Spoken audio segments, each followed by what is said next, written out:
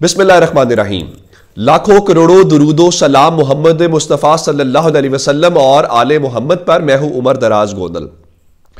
अब अवाम का पारा चढ़ता जा रहा है, वो आप देखना चाहते हैं तो वर्कर्स कन्वेंशन की सूरत में देख लीजिए। आज नौशहरा के अंदर जितना बड़ा वर्कर्स कन्वेंशन परवेज खटक के होम ग्राउंड के ऊपर शेर अफजल मरवत ने किया, तो सबको लगता है कि शेर अफजल मरवत को ज्यादा देर स्पेयर नहीं किया जाएगा। ऐसे में जब तहरीक इंसाफ के हवाले से हर शख्स को, सड़क के ऊपर गुजरता कोई शख्स ये भी बात करे कि वो तहरीक इंसाफ को पसंद करता है, हो सकता है उसको भी गिरफ्तार कर लिया जाए। आज अचानक से 8 बजे के आसपास शोर मच जाता है कि शेर अफजल मरवत को चकदरा के अंदर गिरफ्तार कर लिया गया है और वो आज नौशहरा में वर्कर्स कन्वेंशन करने के बाद बाजोड़ की तरफ जा रहे थे, जहां पे चकदरा में पुलिस ने उनको गिरफ्तार किया। तहरीक इंसाफ ने तो उसके लिए अगवा का लफ्ज इस्तेमाल किया और तहरीक इंसाफ ने कहा, कोई उनके जो मुख्तलिफ कारकुनान बता रहे थे कि 200 से 300 जो लोग हैं पुलिस वाले, उन्होंने उनको गिरफ्तार किया और उन्होंने तहरीक इंसाफ के ऑफिशियल ट्विटर हैंडल से कहा गया कि उनको फौरी तौर पर रिहा किया जाए और ये दबाव डालने वाले हरबे काम नहीं दिखाई देंगे और ये जो इलेक्शन से पहले धांधली की जा रही है इसको रोका जाए। और उन्होंने कहा, एक बार फिर चीफ जस्टिस ऑफ पाकिस्तान से अपील करते हैं कि वो इन अगवा के मामलात को देखें। अब तहरीक इंसाफ के लोग जो है, जब उन्होंने गिरफ्तारी की बात की तो पाकिस्तान तहरीक इंसाफ ने भी गिरफ्तारी की तस्दीक कर दी। उसके बाद फिर अवाम ने हर चीज अपने हाथ में ली और वहां पे पाकिस्तान तहरीक इंसाफ के लोगों ने न सिर्फ शदीद नारेबाजी की बल्कि उन्होंने वहां पे रास्ते बंद किए और उन्होंने धरने दे दिए। उन्होंने कहा, जी हम रास्ते बंद रखेंगे जब तक शेर अफजल मरवत की रिहाई नहीं होती, कोई रास्ता नहीं खुलेगा, कोई घर को नहीं जाएगा। यह कहना था कि जब अवाम अपनी करनी पे आ जाए तो फिर जाहिर सूरत हाल बदल जाती है। तो उसके फौरन बाद खैबर पख्तूनख्वा की जो पुलिस है उसने फौरी तौर पे कहा, जी नहीं नहीं, हमने शेर अफजल मरवत को गिरफ्तार नहीं किया। हालांकि वहां पे कैमरे थे, मोबाइल फोन थे जिनके सामने वो मंजर आ रहे थे। अच्छा, ये सूरत हाल बनी तो उसके फौरन बाद जो कारकुनों के एहतजाज के बाद अब उनकी रिहाई हो गई है। तो आज गिरफ्तारी हुई। गिरफ्तारी के फौरी बाद पाकिस्तान तहरीक इंसाफ के लोगों ने अपना सियासी हक इस्तेमाल किया। जब सियासी हक इस्तेमाल किया तो उसके फौरी तौर पर नताइज भी सामने आए।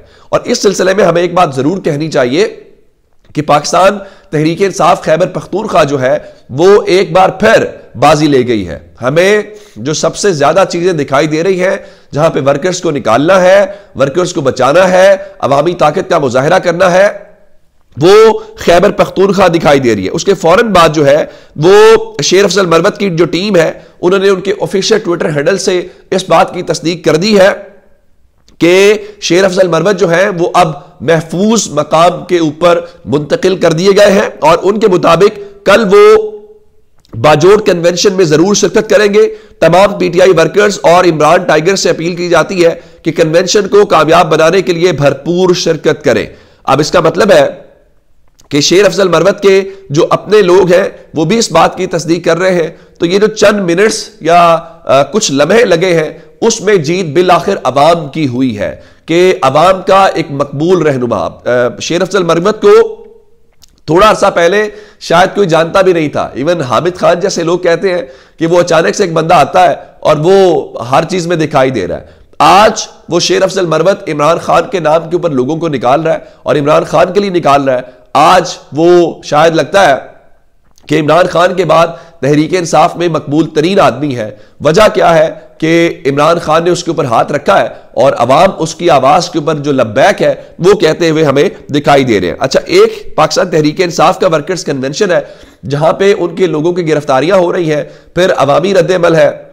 दूसरी जानिब वो जो लाडले हैं, वो जिनके ऊपर दस्ते शफकत है, वो जो आजकल छतरी के नीचे है, उनका भी आ गया है वर्कर्स कन्वेंशन। बताया गया है कि कल 9 दिसंबर बरोज हफ्ता दोपहर 1 बजे जलालपुर जट्टा स्टेडियम के अंदर मरियम नवाज जो है वो यूथ कन्वेंशन से खिताब करेगी। अब यूथ कन्वेंशन तो कल होगा, अब जलालपुर जट्टा के अंदर कल कोई दफा 144 लगा के दिखाए, कल कोई मरियम नवाज का रास्ता बंद करके दिखाए, कल कोई मरियम नवाज को गिरफ्तार करके दिखाए, सवाल ही पैदा नहीं होता। और कल देखिएगा होगा यूथ कन्वेंशन, वर्कर्स कन्वेंशन नहीं है, यूथ कन्वेंशन है आपको सब कुछ नजर आएगा सिवाय यूथ के। मुस्लिम लीग नून ने यूथ के नाम के ऊपर गाली बनाई। मुस्लिम लीग नून ने ये कहा कि ये यूथ मानी नहीं रखती, और मेरा ख्याल है जो नौजवान नस्ल है उन्होंने इस बात को बहुत सीरियस लिया, और इस वक्त जो सबसे ज्यादा उनको चैलेंज आ रहा है वो उसी यूथ का है। अब देखते हैं कि कल यूथ के नाम के ऊपर मुस्लिम लीग नून जो है वो किसको इकट्ठा करती है। तो शेर अफजल मरवत वाला जो मामला है वो अपने मंतकी अंजाम तक पहुंच गया।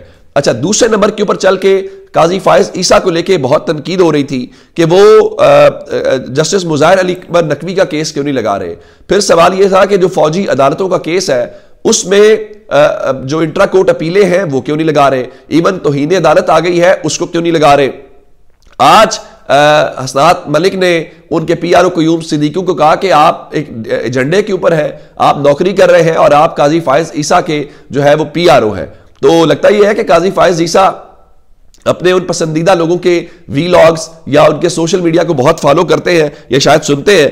तो जैसे ही ये मामला आया तो उसके फौरन बाद जो है सुप्रीम कोर्ट ने फौजी अदालतों के खिलाफ जो इंट्रा कोर्ट अपीलें हैं उसको समाअत के लिए मुकर्रर कर दिया। ये हमें बड़ी जल्दी क्विक रिजल्ट आया है। आइंदा इसका मतलब ये है कि क़य्यूम सिद्दीकी के वीलॉग्स के अंदर बात कर दी जाए, काजी फायज ईसा साहब सुन लेंगे और गालिब इम्कान है सुनते होंगे, और सुन के वहां से वो कोई ना कोई एक्शन ले लेंगे। बताया गया है जी 13 दिसंबर को सुप्रीम कोर्ट में अदालत लगेगी और 9 रुकनी जो लार्जर बेंच है वो इस केस का फैसला करेगा। कमोबेश वो 5 जो जजेस हैं जिन्होंने मिलिट्री कोर्ट के हवाले से फैसला दिया वो कहीं पे दिखाई राइट नाउ नहीं दे रहे, तो बिल्कुल ठीक है।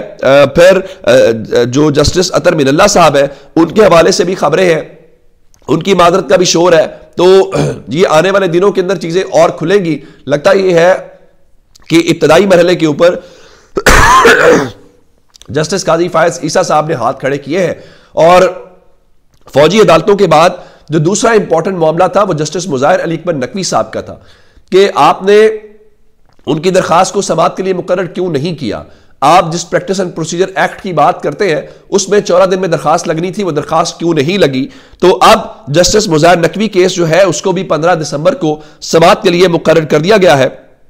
और जस्टिस मुज़ाहिर नकवी के अंदर भी जो बेंच है उसमें 3 रुकनी बेंच है जिसमें जस्टिस अमीनुद्दीन खान है, जस्टिस जमाल खान मंदोखेल है और जस्टिस मुसरत हिलाली है। और ये 15 तारीख को केस की समाअत होगी। यहां पे सिर्फ एक सवाल है कि जस्टिस उमर अता बंदियाल को कहा जाता था कि वो हम ख्याल जजेस को और हम ख्याल बेंचेस को बनाते हैं, उनसे फैसला लेते हैं। ये जितने इंपॉर्टेंट केसेस हैं, जितने बेंचेस काजी फायज ईसा साहब ने बनाए हैं, मुझे बता दीजिए कि उन तमाम केसेस के अंदर कौन सा वो जज है वो जो मुखालिफ कैंप का है या काजी फायज ईसा साहब का लाइक माइंडेड नहीं है या उनके कैंप का नहीं है।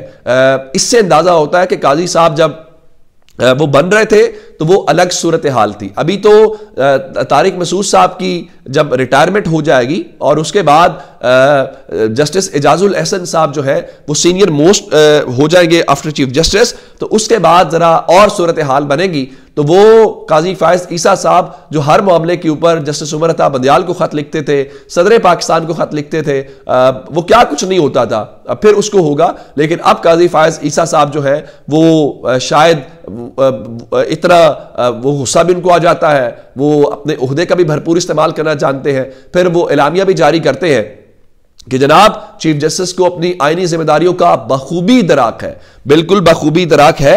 ये जो मुल्क के अंदर चल रहा है, जिस तरह आपने शेर अफजल मरवत वाला देखा और लोगों का देखा, तो अब मालूम नहीं पड़ता कि इन जिम्मेदारियों का भी काजी फायज ईसा साहब को पता है या ये भी उनको कोई उनके सेक्रेटरी साहब बताएंगे या कोई और बताएगा कि ये भी सर आपके होते हुए भी हो रहा है, आपके दौर में हो रहा है कि कम से कम इसके ऊपर भी कोई एक्शन ले लीजिए। लेकिन शायद लगता है कि सत्य खैरा है और काजी फायज ईसा साहब एक वो मुख्तलिफ थे जो उस वक्त थे और आज के काजी फायज ईसा साहब एक मुख्तलिफ काजी फायज ईसा साहब है। अपना बहुत सा ख्याल रखिएगा। खुदा हाफिज।